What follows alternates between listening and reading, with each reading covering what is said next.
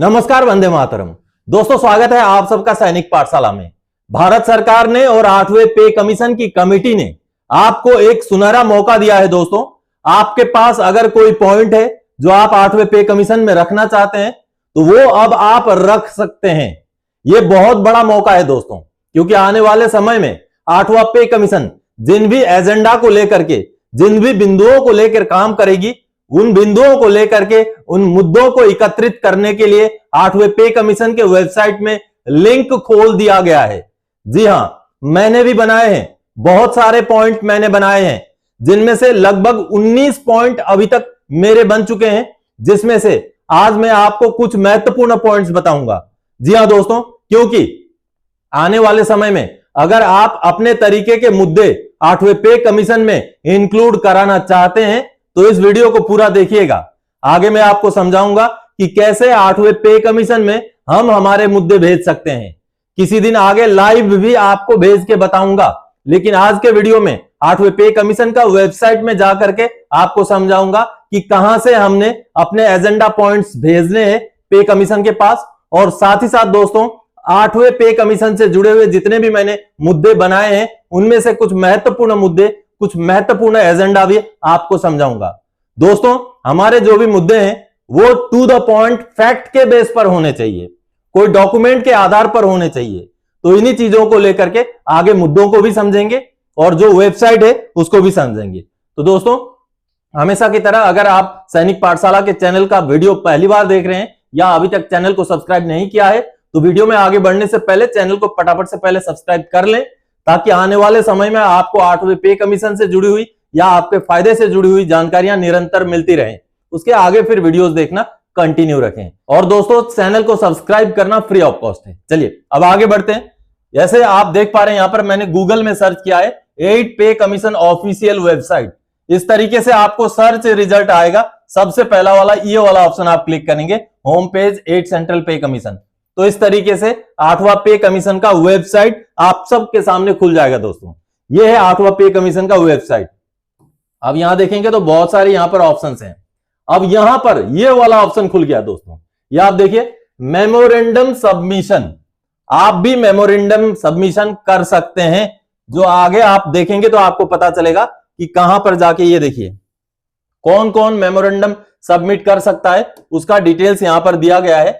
आप यहां पर देखिए, यहां पर लिखा हुआ है employees of ministry of department, union territories, judicial officers, employees of court, members of regulatory bodies, associations or unions of serving or retired employees, pensioners who wish to submit representation memorandum suggestions to 8 Central Pay Commission can do so in a structured format on the link below। देखिए, ये जो नीचे link है, अब इसको click करके भी दिखाऊंगा आपको। ये वाला लिंक है, यहां पर आप क्लिक करेंगे तो ये देखिए आपको दूसरे एक वेबसाइट में ले जाएगा सिस्टम। ये देखिए, आप यहां से आपका 8वां पे कमीशन के लिए मेमोरेंडम सबमिशन कर सकते हैं। ये देखिए, तो ये मैंने आपको जस्ट प्रीव्यू दिया दोस्तों। जिस दिन मैं खुद सबमिट करूंगा उस दिन आपको मैं लाइव दिखाऊंगा कि कैसे सबमिट करते हैं। यहां पर भी आप क्लिक करेंगे, यहां से भी आप वहीं चले जाएंगे जहां से आप मेमोरेंडम, ये देखिए, सबमिट कर सकते हैं। तो चलिए, आपने देखा, आप इंडिविजुअली भी कर सकते हैं क्योंकि लिखा हुआ है इंडिविजुअल भी, पेंशनर्स भी, कर्मचारी भी सबमिट कर सकते हैं। अब चलिए, जो मैंने मेमोरेंडम टाइप का बनाया है दोस्तों वैसे तो मैंने कुल मिलाकर के 19 प्रपोजल अभी तक बनाए हैं जो बिल्कुल जस्टिफाइड प्रपोजल हैं। उनमें से 10 प्रपोजल को आज आपको समझाऊंगा, जिसके बारे में आपको समझना जरूरी है, क्योंकि आने वाले समय में आप भी अगर कोई एजेंडा सबमिट करना चाहें पे कमीशन को, जैसे अभी वेबसाइट में आपने देखा, आप भी सबमिट कर सकते हैं। तो आप इन मुद्दों को ले सकते हैं दोस्तों। चलिए जानते हैं। सबसे पहले, मिलिट्री सर्विस पे इक्वल होना चाहिए, चाहे 12,000 हो, 18,000 हो, 21,000 हो या 30,000 हो। जी हां, आर्मी पे कमीशन सेल ने जो प्रपोजल भेजा है, जवानों के लिए 12,000, जेसीओज के लिए 18,000, एमएनएस के लिए 21,000 और अधिकारियों के लिए 30,000। चाहे कितना भी मिले, सबको बराबर मिले, इसमें से कोई भी अमाउंट सिलेक्ट हो, लेकिन सबको बराबर मिले, ये मुद्दा, ये प्रपोजल भेजा जाएगा मेरी तरफ से। क्योंकि दोस्तों, माननीय दिल्ली हाईकोर्ट में जब सुनवाई चली थी तो माननीय दिल्ली हाईकोर्ट ने अपने जजमेंट में बकायदा यह कहा है कि कि पे कमीशन जैसी कोई संस्था, कोई बॉडी इसके ऊपर डिसीजन ले सकती है। इसलिए माननीय दिल्ली हाई कोर्ट के उस जजमेंट के बेस पर पे कमीशन के लिए, 8वें पे कमीशन के लिए ये एक जस्टिफाइड मुद्दा होने वाला है दोस्तों। जी हां, चलिए अगली मेरी तरफ से जो प्रपोजल होने वाली है वो है 2006 से पहले के पेंशनर्स को एमएससीपी या एसीपी मिलना चाहिए। जी हां दोस्तों, क्योंकि जब जब ओआरओपी रिवीजन होता है तब तब 2006 से पहले के रिटायरीज को एमएससीपी एसीपी ना होने की वजह से घाटा होता है, और इसका जिक्र वन मैन जुडिशियल कमिटी के रिपोर्ट में भी है। तो उसी रिपोर्ट को बेस बना करके डॉक्यूमेंट्री एविडेंस के साथ हम 2006 से पहले के रिटायरीज का एमएससीपी या एसीपी का मुद्दा भेज सकते हैं पे कमीशन के पास। यह भी एक जस्टिफाइड मुद्दा, जस्टिफाइड प्रपोजल बन सकता है दोस्तों। अगला मुद्दा दोस्तों, एफएमए को बढ़ा करके 3000 या 5000 करना चाहिए। जी हां, जो संसद के अंदर भारत सरकार ने यह माना था कि पिछली बार जो बढ़ोतरी हुई थी एफएमए के अंदर वो पे कमीशन ने की थी, तो ऐसे में अब पे कमीशन के अंदर ही एफएमए की बढ़ोतरी को लेकर के पॉइंट उठाया जाना जरूरी है, प्रपोजल सबमिट होना जरूरी है। तो ऐसे में मांग तो 20,000 की हो रही है। अब मांगने को तो कुछ भी मांग लो, चांद तारे भी मांग लो, लेकिन दोस्तों एक जस्टिफाइड मांग होनी चाहिए, और मेरे ख्याल से 1000 से बढ़ा करके या तो 5000 या तो 3000 की मांग हमें जस्टिफाइड तरीके से पे कमीशन के पास पहुंचा देना चाहिए, जो मेरे प्रपोजल में मैं अपने एजेंडे में जरूर डालूंगा। अगला दोस्तों, फिटमेंट फैक्टर नीचे वालों को ज्यादा, ऊपर वालों को कम मिले, जस्टिफाइड रेशियो बने। जी हां दोस्तों, आज के डेट में जो पेमेंट का रेशियो है वो 1:13 है, 1:13 है। यानी कि अगर सबसे नीचे वाला कर्मचारी को 1000 तनख्वाह मिल रहा है तो सबसे ऊपर वाले को 13,000 मिल रहा है। यह जस्टिफाइड नहीं है, तो इसको थोड़ा कम किया जाना चाहिए। और अगर इसको कम करना है तो जो फिटमेंट फैक्टर है उसको बदलना पड़ेगा, नीचे वाले को ज्यादा फिटमेंट फैक्टर, ऊपर वाले को कम फिटमेंट फैक्टर। अगर ये करेंगे तभी इस रेशियो में कमी हो सकती है, नहीं तो ये रेशियो और बढ़ता जाएगा। इसलिए ये भी एक जस्टिफाइड मांग है दोस्तों, इसको भी हम पे कमीशन के पास जरूर भेज सकते हैं। अगली मांग दोस्तों, 6 सीपीसी का ग्रेड पे दोबारा से शुरू होना चाहिए। जी हां, और इसका जस्टिफिकेशन ये है दोस्तों कि 7वें पे कमीशन के बाद जितने भी जेसीओज रिटायर आए हैं उनका पेंशन में कटौती हो गया, कमी हो गया है। और इसका रीजन ये भी है कि ग्रेड पे को हटा दिया गया, यानी कि प्रमोशन होने की वजह से जो अलग से एक ग्रेड पे मिलता था उसमें बढ़ोतरी हो जाती थी, वो आजकल नहीं मिलता। प्रमोशन हुआ, बस एक इंक्रीमेंट लग गया, बस उसके अलावा कुछ नहीं मिलता। इस वजह से अगर आने वाले समय में ओआरओपी में हम विसंगति नहीं चाहते तो ग्रेड पे या इसके जैसा कोई ना कोई एलिमेंट हमारे पेमेंट में होना जरूरी है, और ये भी एक जस्टिफाइड मांग है जो मैं अपने प्रपोजल में डालने वाला हूं। अगला दोस्तों, 65, 70, 75 साल में 5, 10 और 15% पेंशन बढ़ोतरी होना चाहिए, क्योंकि दोस्तों ये जो पार्लियामेंट्री स्टैंडिंग कमेटी है उसका भी रिकमेंडेशन है। जी हां, उसका रिकमेंड होकर के वित्त मंत्रालय भी घूम के आ चुका है ये मुद्दा।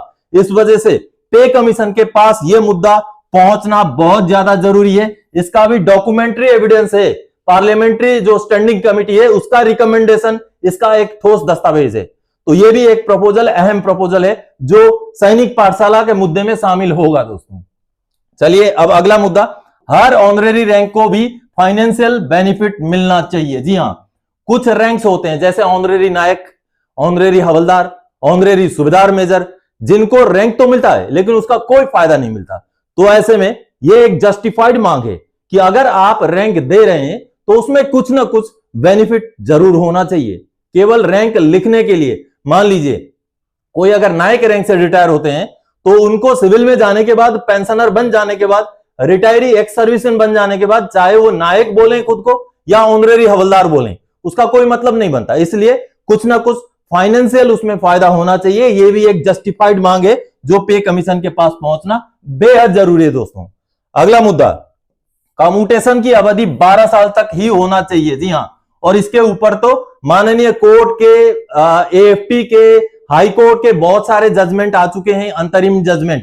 तो उन जजमेंट के बेस पर भी हम पे कमीशन के पास इस मुद्दे को जस्टिफाइड तरीके से डॉक्यूमेंट्री एविडेंसेस के साथ भेज सकते हैं। यह एक बेहद अहम प्रपोजल हो सकता है दोस्तों। अगला देखिए, डीए निर्धारण करने वाले फॉर्मूला में बदलाव होना चाहिए। जी हां, यह तो सरकार खुद भी मानती है, क्योंकि जो 18 सवाल पे कमीशन को लेकर पूछे गए हैं वहां पर भी ये मुद्दा है कि डीए निर्धारण का फॉर्मूला बदलना चाहिए या सही है। तो कहीं ना कहीं जो पिछले 10 सालों में डीए की बढ़ोतरी हुई, महज 60% तक ही डीए पहुंचने वाला है।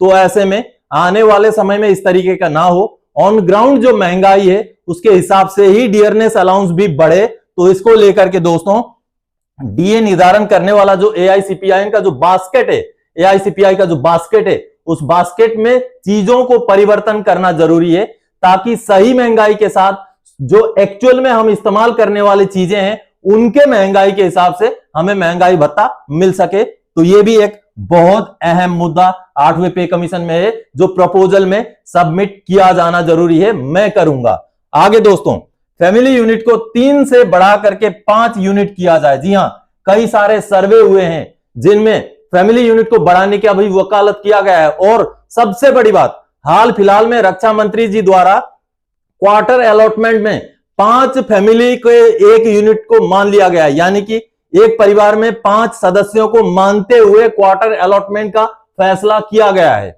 अगर क्वार्टर अलॉटमेंट में 5 सदस्यों का एक फैमिली माना जाता है तो पे और पेंशन रिवीजन में भी 5 फैमिली का सदस्य माना जाना चाहिए। यह एक जस्टिफाइड और डॉक्यूमेंट्री एविडेंस वाला मुद्दा है दोस्तों, तो इसको भी भेजा जाना जरूरी है। हर इंडिविजुअल जब भेज सकता है, हर संस्था जब भेज सकती है, मैं क्यों नहीं भेजूंगा? मैं भी भेजूंगा, आप भी भेजिए। ज्यादा से ज्यादा एजेंडा जो है सरकार के पास, पे कमीशन के पास पहुंचने चाहिए, ताकि उन एजेंडे के ऊपर, उन पॉइंट्स के, उन प्रपोजल्स के ऊपर कुछ ना कुछ विचार विमर्श हो। और मैंने तो अभी केवल 10 मुद्दे यहां पर इंक्लूड किए हैं, इसके अलावा भी मेरे पास हैं जो मैं प्रिपेयर कर रहा हूं।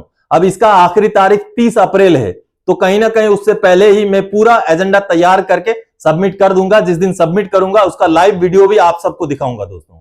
तो दोस्तों आज के इस वीडियो में 8वें पे कमीशन से जुड़े हुए इसी महत्वपूर्ण मुद्दों को लेकर आया था।